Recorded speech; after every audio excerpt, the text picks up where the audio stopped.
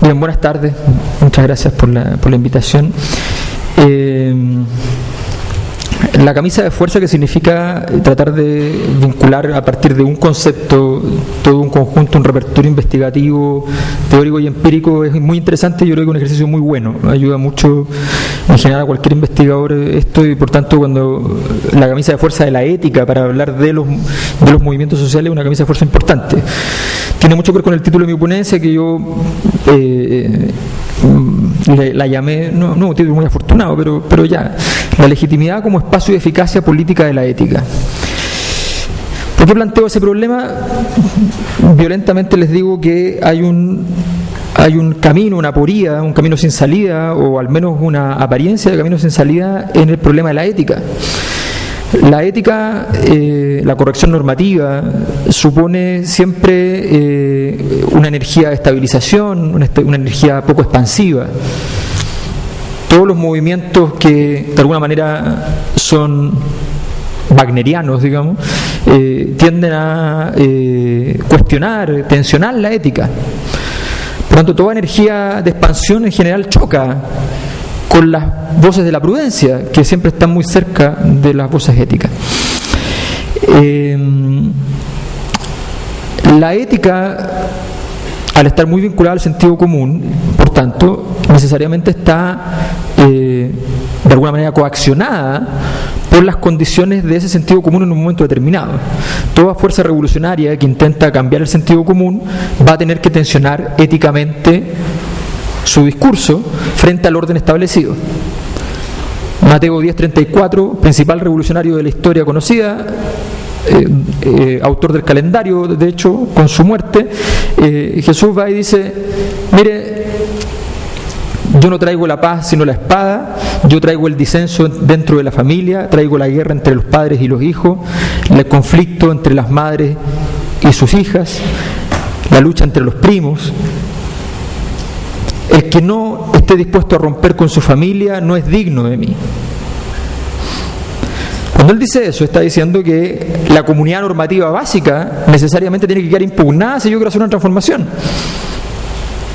Por tanto, toda energía transformadora guarda un componente, comillas, una apariencia antiética. Y sin embargo, necesariamente requiere a la ética. Primer problema a resolver. En segundo lugar, y esto es bastante menos popular, la ética disuelve su capacidad, su energía, en la medida en que uno agranda el escenario. En el grupo chico la ética funciona bastante bien. A medida que ustedes van agrandando el escenario y se diluyen las interacciones, se complejizan, la ética empieza a valer cada vez menos. Todos lo pueden experimentar cotidianamente de un modo bastante sencillo. Para decirlo de un modo brutal, no completamente cierto, pero una buena referencia: yo cada vez que salgo de mi casa y cierro la puerta, de alguna manera he perdido, activamente y como receptor también, gran parte de la ética. Entonces, el problema es que la ética, siendo fantástica y llevándonos a un mundo bastante mejor, es ineficaz. Y que la versión eficaz es un lugar bastante más sangriento, doloroso y complicado, pletórico en tradiciones y dificultades, que se llama política. Y por tanto, nuevamente estamos en esa tensión, en la tensión entre la ética y la política. Para poder explicar el argumento que quiero decir, voy entonces ahora a enganchar con mis investigaciones respecto a los movimientos sociales del último tiempo en Chile. Nosotros habíamos detectado antes de las movilizaciones, publicamos antes eso, una crisis de malestar social que se había configurado tranquilamente por más de una década. Se había intensificado más o menos desde el 99 en adelante, y cualitativamente nosotros veíamos en las investigaciones que la sensación de malestar, dolor, descontento era una sensación que carecía de nombre, por tanto no figuraba completamente real. problema de ponerle nombre a la realidad es bastante complejo, sobre todo cuando la energía que se está desplegando como malestar social es una energía informe. El malestar social es informe. No sabemos cómo se expresa como un desajuste, como un efecto, como sociología se llama el efecto de histéresis, o sea, como una simple sensación, es como esa sensación de extranjería. Como el tipo que ya vive en otro país, se cambió hace 5 años y un día se levanta, camina por la calle y por algún misterioso motivo que no entiende, ya maneja el idioma, maneja todas las costumbres y de alguna manera igual se siente extranjero. Esa sensación que puede ocurrir incluso en la misma sociedad, el extranjero de Camus es un reflejo literario de aquello, ¿ya? Esa sensación es parte de este efecto de desajuste que el malestar produce. Gran parte del malestar tiene que ver con no contar con bases suficientes para legitimar y estar tranquilo espiritualmente con mi cotidianeidad. Es invivible la vida de alguien que sabe que el colegio de su hijo es una mierda, porque todos los días agarra al niño y lo obliga a ir al colegio. ¿Cómo se justifica a sí mismo llevar a su hijo a un lugar donde no ocurre lo que debe ocurrir? Tal y como si ustedes miran las investigaciones de las principales marcas del país, entre las 5 principales marcas siempre aparecen Carosi y Lucchetti. 2 tallarines metidos entre las 5 mejores. La razón es muy simple. Los papás, las mamás suelen dar tallarines a los hijos porque es lo más rápido. Tienen que creer que ese es un acto de amor. Si no lo piensan así, no podrían hacerlo. Por lo tanto, uno tiene que suspender la sensación de que la educación que tienen mis hijos es mala. Noticia importante, en Chile además la educación es mala, si bien es muy desigual, además habría que agregar que es mala para todos en términos de su proporcionalidad, porque los ricos tienen puntajes en pruebas internacionales que son como bajo el campo en China. Entonces claro, pero tengo que convencerme de lo contrario. Entonces, esto carecía de nombre. El movimiento estudiantil básicamente comienza a ponerle nombre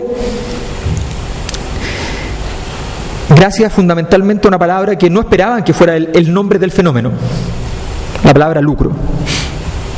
Los estudiantes dicen no al lucro hablando de las universidades privadas, y justo aparece el caso de la Polar y la ciudadanía entiende lucro como el caso de la Polar y todo lo que se le parezca.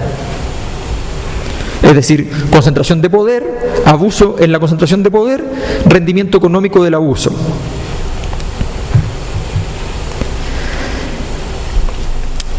Los estudiantes nombran algo que cuando uno iba a pedir el crédito al banco, cuando uno iba a comprar la lavadora, ¿no?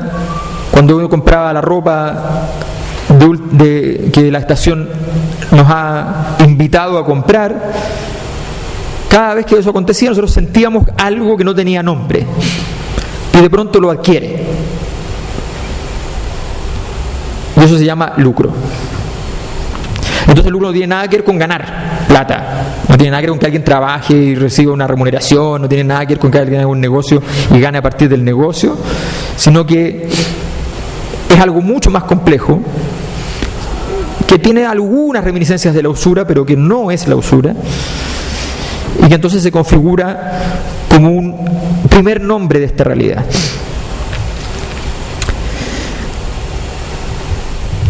Ante la percepción de que el abuso había sido no solo tolerado por las instituciones, sino además cubierto con el halo de legitimidad que éstas tienen, considerando, y aquí un punto importante, que las instituciones en Chile corresponden a una estructura fundamental de nuestra identidad. Nosotros hicimos la investigación sobre cultura política chilena, detectamos que la única obra humana que los chilenos reivindican como obra relevante son las instituciones, como herencia de los grandes patriarcas, herencia que hay que cuidar para estabilizar. Por lo tanto, una crisis institucional en Chile no significa solo una crisis institucional, sino que significa una merma identitaria. Es reconocer algo mucho más grave. Las instituciones fueron consideradas cómplices de abuso.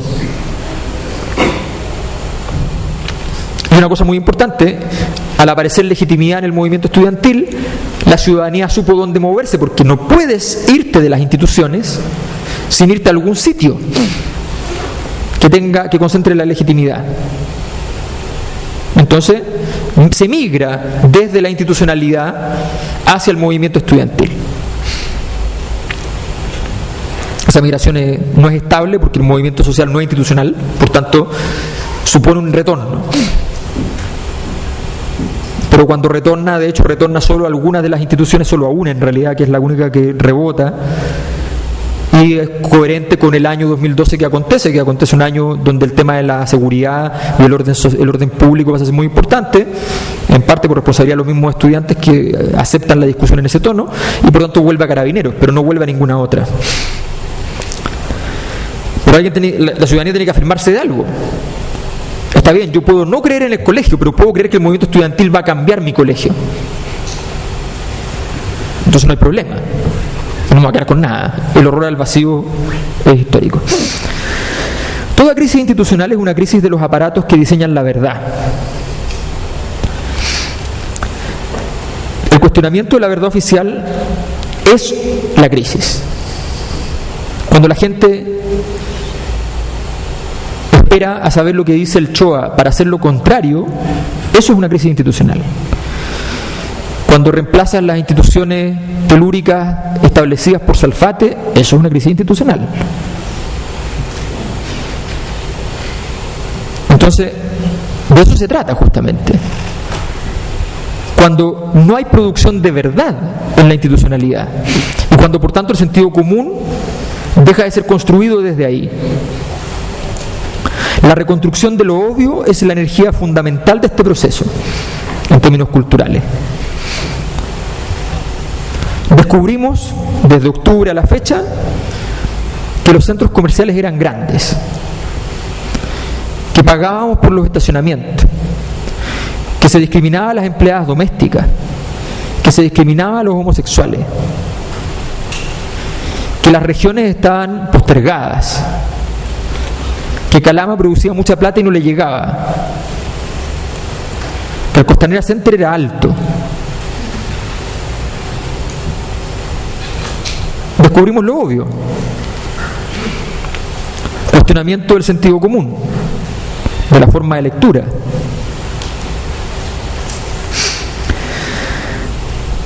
Se deriva de la crisis institucional y de la revisión de la verdad una necesidad de hacer política, es decir, de buscar repertorios de acción más allá de los cambios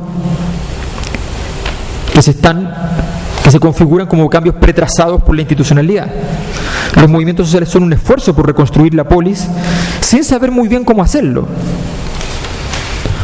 No porque necesariamente no sepan cómo hacerlo, sino porque definitivamente construir polis es algo que se hace en una comunidad bastante natural. La reconstrucción de la polis es la reconstitución de los lazos, los vínculos, la comunidad, y por tanto en Chile la lógica era yo confío en las instituciones pero desconfío de las personas, y de pronto desconfío de las instituciones y mientras tanto también desconfío de las personas. ¿Qué hago?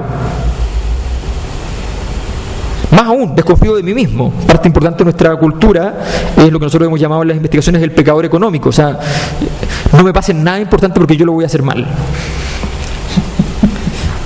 Todo lo voy a hacer mal, así que por favor, parte de la cultura minera además, la riqueza está en la tierra, la riqueza de la cultura extractiva, la riqueza está en los árboles, yo no soy la riqueza, ¿cómo se le ocurre? Digamos. En este marco la ética vive dos movimientos: el movimiento que cuestiona los preceptos éticos de la era de la concentración de poder, es decir, la ética va y acusa a los abusadores. Yo acuso, dice.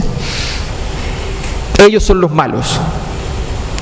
Gran problema porque primero se dice ellos son los malos, luego el lugar que ellos ocupan es malo, por tanto cada uno de nosotros que transita hacia ese lugar entonces pasa a ser malo, por definición es traidor. Es el tipo de los movimientos sociales pertrechado en la gran ética, transita a la política y entonces es malo. El tipo que antes estaba encerrado en su cubículo, ya de pronto se hace personaje público y aparece entonces en los medios de comunicación que son la encarnación del mal, entonces es malo. Entonces cuestionamos la operación misma del triunfo de los espacios. El segundo movimiento es el que reconstruye patrones éticos. La ética se transforma en pregunta en un escenario de politización y lo obvio queda cuestionado, generándose entonces nuevos espacios para construir lo obvio. Es parte del cuestionamiento del sentido común y es un momento de contrahegemonía, por tanto. Entonces, la búsqueda de la ética como conversación y espacio para la corrección normativa tiene y su gran desafío, que es la universalización de sus valores y sus criterios, que es el gran desafío, es el problema kantiano número uno, no solo en la ética, sino que también en la ciencia, también en el arte. ¿Cómo se va a universalizar algo que por definición no es universal?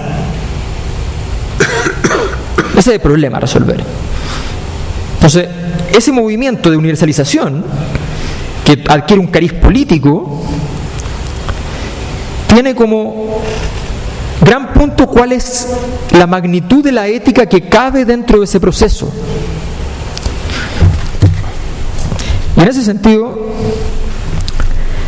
el espacio que queda para la ética lo describiría del siguiente modo. Necesariamente los movimientos sociales están en una fase expansiva. Necesariamente porque este movimiento obviamente tiene ciertos elementos pendulares. Era normal que el 2012 fuese bastante menos activo que el 2011 y es normal que el 2013 sea bastante más activo que el 2012, ¿ya? Pero obviamente ese carácter expansivo hace que las tensiones éticas, como decíamos al principio, sean muy importantes. Y en la medida que te acercas al triunfo, más importante es, porque en una cultura donde se dice siempre ganan los miserables, si yo empiezo a ganar, puedo estar siendo un miserable. Y dudo de mí. Entonces, ¿cuál es el espacio? El espacio está en la legitimidad. El gran espacio de la ética en la política está en ese elemento que es aparentemente baratísimo, irrelevante casi, la mayor parte del tiempo, que es la legitimidad. Si ustedes se compran un auto fantástico de 25 millones de pesos, una cosa muy importante que deben hacer es ponerle aceite. Y el aceite vale 10 lucas. Y sin aceite, el auto va a andar, pero se va a romper. La legitimidad es el aceite. No es la máquina, no parece afectar la operación, la máquina sigue funcionando, pero la legitimidad es el aceite. Y cuando no hay legitimidad, todo es roce. Todo. Una central eléctrica, hidroeléctrica, a carbón, cualquier cosa es roce. Un proyecto de ley es roce. Todo empieza a friccionar y todo se puede romper. Entonces, ¿cuál es la barrera que no se puede cruzar éticamente que podría destruir la legitimidad? Esa barrera, esa definición de la barrera mínima ética es gran parte del problema actual. Sé que tengo que sacrificar cosas, saben todos los actores que están en el proceso de expansión de su poder para impugnar el poder de otro, pero tengo que saber cuál es la barrera de mi legitimidad y cómo conquisto la legitimidad, cómo hago la disputa en ese sentido. La ética es parte del juego, pero no es lo único. Entonces, el Chile dictatorial y transicional tienen en común la ausencia de horizonte político, la ausencia de utopía, la conversión de ese horizonte en una prótesis fantasiosa, voy a ganar dinero, y la suspensión ética. Monopolizada la ética durante la transición por los derechos humanos, todo lo que estaba fuera del ámbito del terrorismo de Estado estaba permitido. No había más ética que haber sido víctima de Pinochet, no había más necesidad que no tener las manos manchadas con sangre. Sergio Vitar impugnando a Francisco Figueroa, diciéndole: pero ¿cómo me vas a acusar de esto si yo fui el que estuve preso? El Chile posterior al 2011 es momento de redefiniciones éticas porque toda la operatoria de la sociedad avanza a gran velocidad, consumo, endeudamiento, producción, mientras el soporte de las almas se encuentra suspendido. Todo migra a la transparencia, pero ese escenario es imposible. La sociedad no funciona en la transparencia. Ustedes no pueden saberlo todo, nadie puede saberlo todo. Lo que se requiere es confianza, y no hay confianza. Los dos movimientos de la ética son los dos movimientos de nuestro momento actual, la impugnación por un lado y la reconstrucción de criterios éticos. No se trata de que alguien hizo algo distinto a lo que dijo, también ocurrió. Hay algo más profundo, hasta lo que se dijo es realmente cuestionable. Es así como el problema de la ética se encuentra con las querellas de la verdad, de la belleza y del poder. Como en todo momento de apoteosis vacía, como en el que estamos, la ética se transforma en extrañeza primero, o sea, primero la despolitización, la extranjería, luego en dolor, y finalmente en impugnación. Hoy día estamos en el proceso de la impugnación. Este proceso termina en el momento en que yo me doy cuenta que yo acusé y no me había acusado yo. Que el que entregó poder fui yo. Que el que dejó el poder arriba de la mesa para que otro se lo llevase fui yo. Y en ese momento deviene la revelación y la transformación ética. La posibilidad entonces desde el espacio micro, desde el espacio local, de cuestionar lo que está pasando en las grandes estructuras. Gracias.